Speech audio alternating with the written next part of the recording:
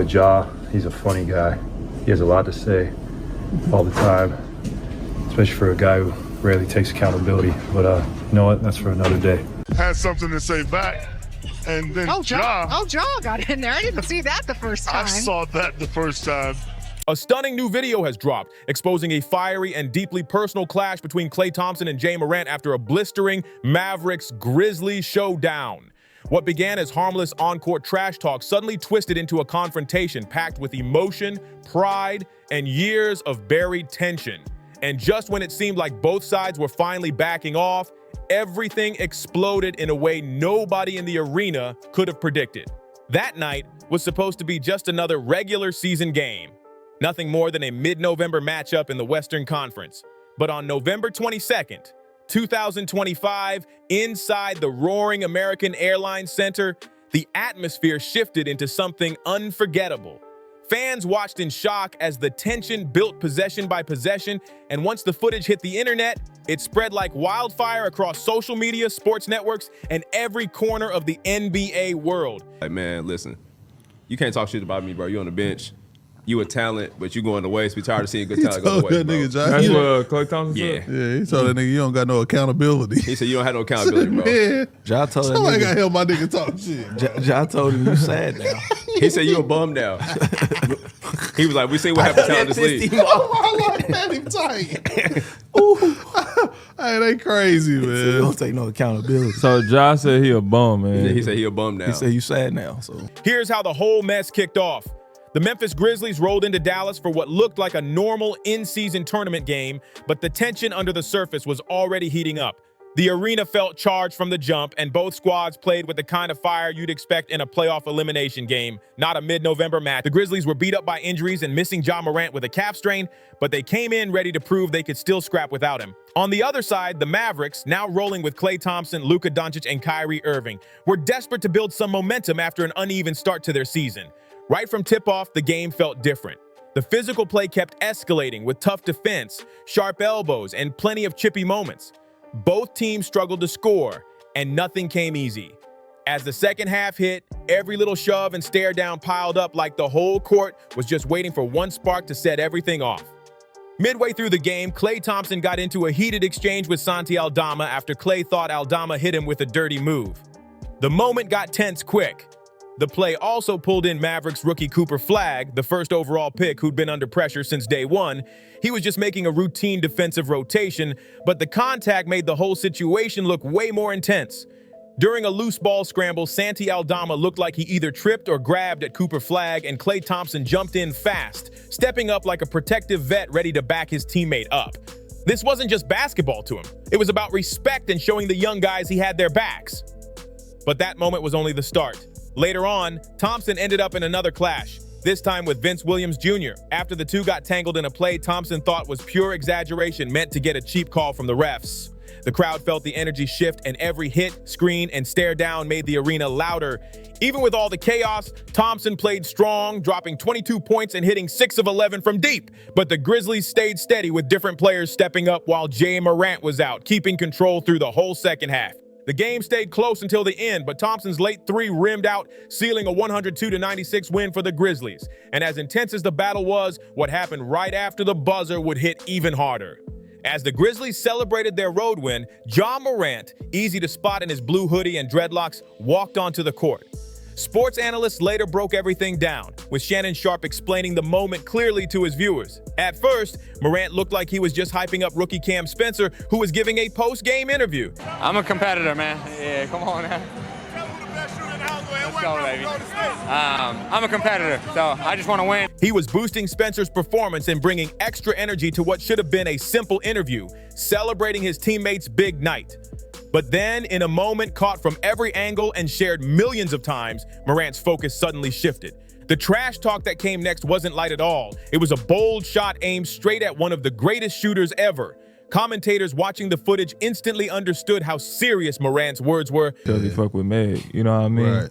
So now you can't say nothing bad about Klay. It don't matter if Klay go 0 for 18. Yeah. Morant walked straight toward Klay Thompson, who was still dealing with the tough loss, and pointed right in his face. Then came the line that lit everything on fire. Morant brushed off Thompson's legendary status and said Cam Spencer was the best shooter on the court that night.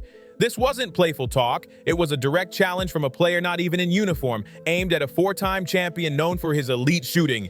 Thompson reacted instantly, knocking Morant's hand away and snapping back, turning the moment from simple trash talk into something that needed to be stopped fast. Teammates, coaches, and security rushed in from every direction to separate them before it got physical.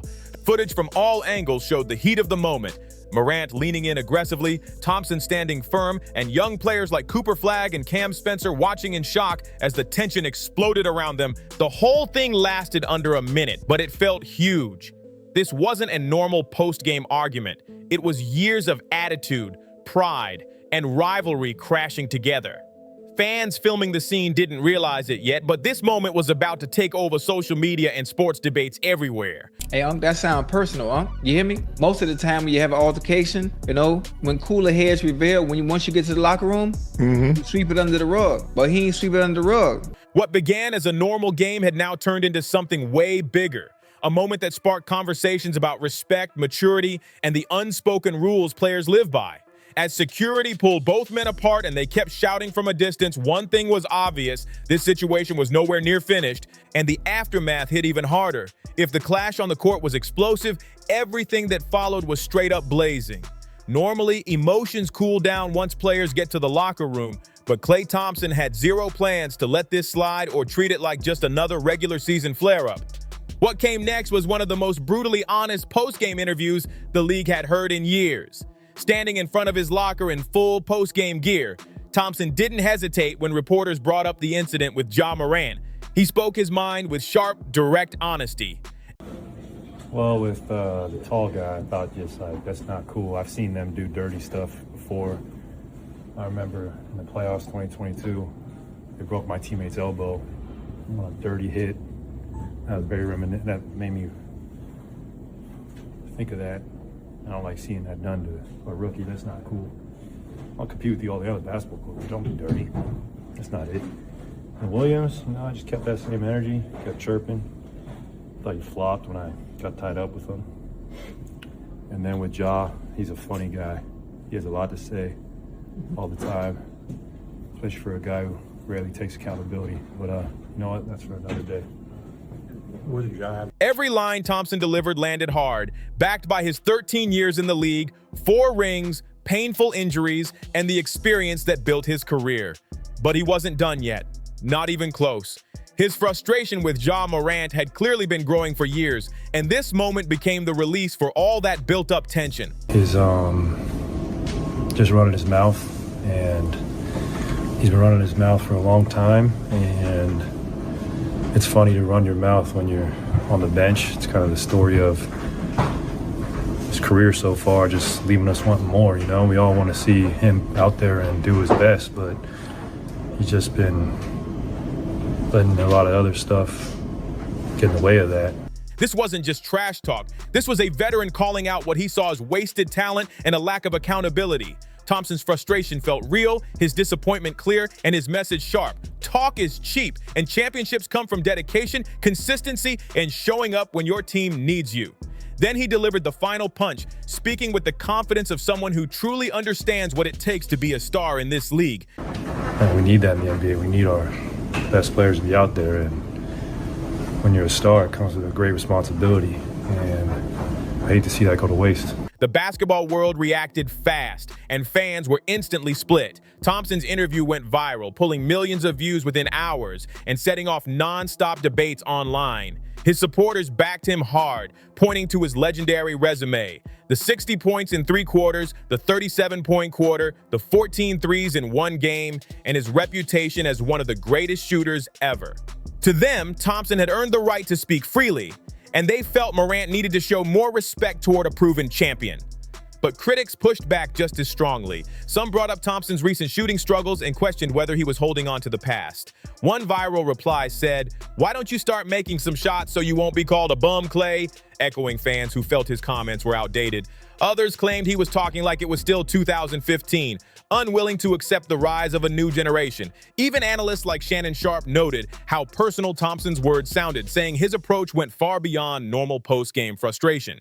You know, he took little shots. He took little shots as if he was sitting on the other side of the spectrum like an analyst, like a pundit, you know, taking subtle shots based on his character and his actions and some of the things he's done on and off the court. To understand the heat behind that post-game clash, you have to go back to where this rivalry really began. It started in the 2022 Western Conference semifinals, a battle between the veteran Golden State Warriors and the young, fearless Memphis Grizzlies led by Ja Morant. The Warriors were a dynasty with Stephen Curry, Klay Thompson, and Draymond Green, while the Grizzlies were rising fast, playing with bold confidence that sometimes crossed into disrespect. Everything blew up in Game 3 when Morant injured his knee on a play involving Jordan Poole. Morant called the play dirty, sparking days of arguments between both teams. Thompson immediately defended Poole, drawing from his own brutal injury history and refusing to let serious accusations go unanswered. The series turned personal. Morant taunted the Warriors with dances, celebrations, and social media shots, while the Warriors felt the young Grizzlies were acting like they'd already earned a legacy they didn't have. Golden State won the series and the championship, but the bitterness never faded. Over the next few years, the rivalry stayed alive through regular season trash talk and online jabs. Morant kept poking at the Warriors, even yelling taunts at Curry during later matchups. Thompson became more outspoken, arguing that Morant's off-court issues were blocking his true potential and contrasting him with past Grizzlies legends like Zach Randolph, who earned respect through toughness, not social media. Thompson had always been protective and competitive, never afraid to stand up for teammates, and those instincts only grew stronger. So when he left Golden State for Dallas in 2024, it wasn't just a move, it was a fresh start after feeling overlooked, and the rivalry with Morant followed him into a new chapter. Moving to Dallas meant Thompson brought old rivalries with him, and when the Mavericks finally faced the Grizzlies, everything came rushing back. The clash on November 22nd wasn't random. It was years of tension, disrespect, and totally different views on how the game should be played. Thompson looked at Morant as a symbol of what he disliked about the modern NBA: flash over focus and excuses instead of accountability. Morant likely saw Thompson as someone stuck in the past, holding on to old achievements while criticizing the new generation for having confidence. The media storm that followed was massive. ESPN, Bleacher Report, The Athletic, Yahoo Sports, and others broke down every second of the confrontation and placed it in the context of their long feud. The story took over talk shows, podcasts, and columns with debates about whether Thompson was right or if Morant had crossed a line. Social media exploded too. Clips, memes, edits, and fan reactions spread everywhere, with TikTok recreations and YouTube breakdowns pulling millions of views. Reddit threads blew up, Twitter battles dragged on for days, and fans split sharply by team loyalty, age, and views on respect in sports. In the end, it became clear this wasn't just two players arguing. It was a clash of two visions of the NBA: what it should be, how players should act, and whether the new wave had earned the right to challenge proven champions. So what were the other things Thompson believed were holding Morant back? To understand why this confrontation hit so hard, you have to look at the very different paths Klay Thompson and Ja Morant took to reach that moment. These weren't just two players trading words. Their careers and personal struggles shaped every second of that clash. Klay Thompson's road to greatness began with talent, family support, and early exposure to the game. As the son of former NBA champion Mychal Thompson, he grew up around basketball in Southern California and developed into a top shooter at Washington State.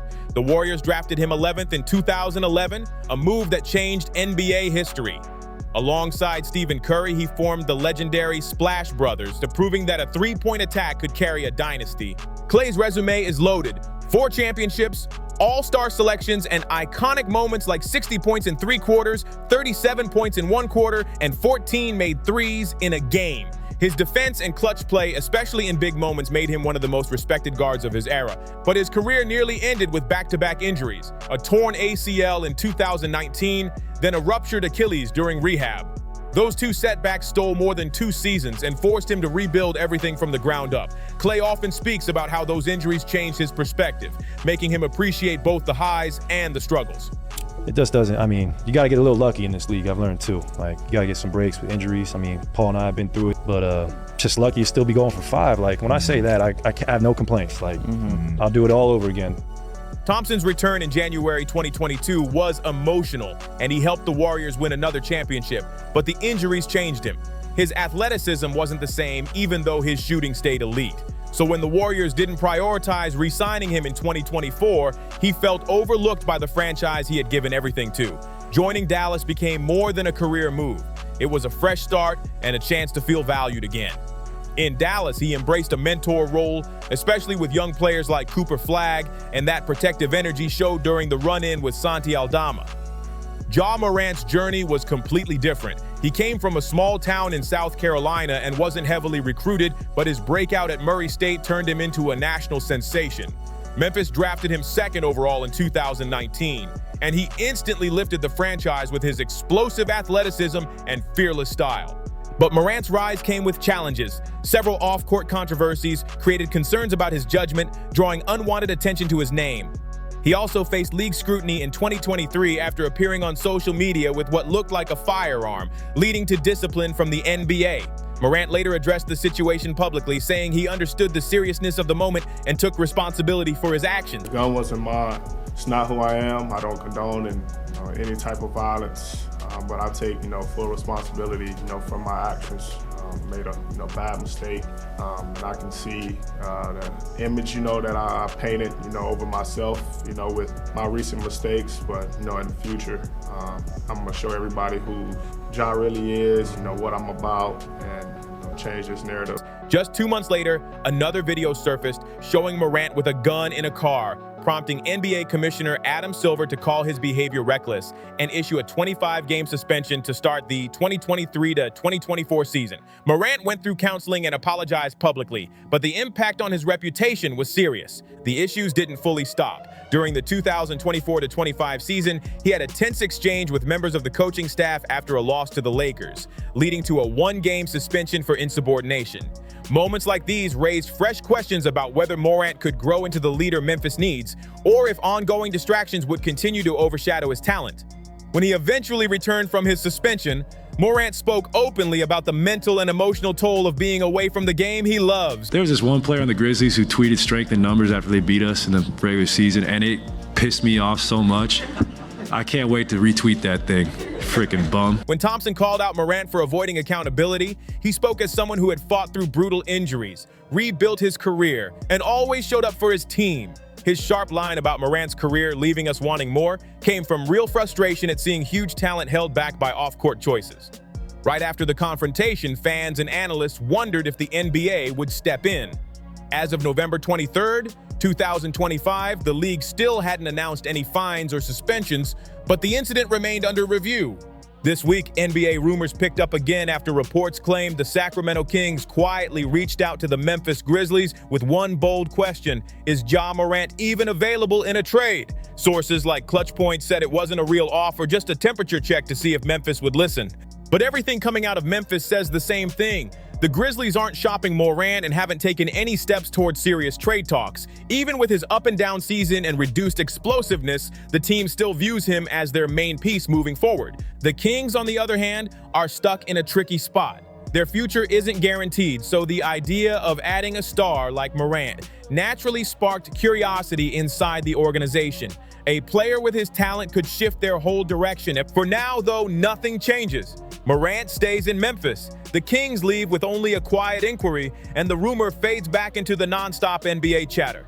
What do you make of everything that went down here? Did Thompson go too far, or was he just saying what needed to be said? And where do you think Morant goes from here in all this drama? Drop your thoughts in the comments. I really want to hear your opinion, and I appreciate every one of you who's watching. Make sure to like, share, and subscribe to Ball Stories so you never miss the next twist in the NBA world. And if you want more breakdowns, wild moments, and deep dives, there are plenty more videos waiting for you on the channel. Catch you in the next one. Peace.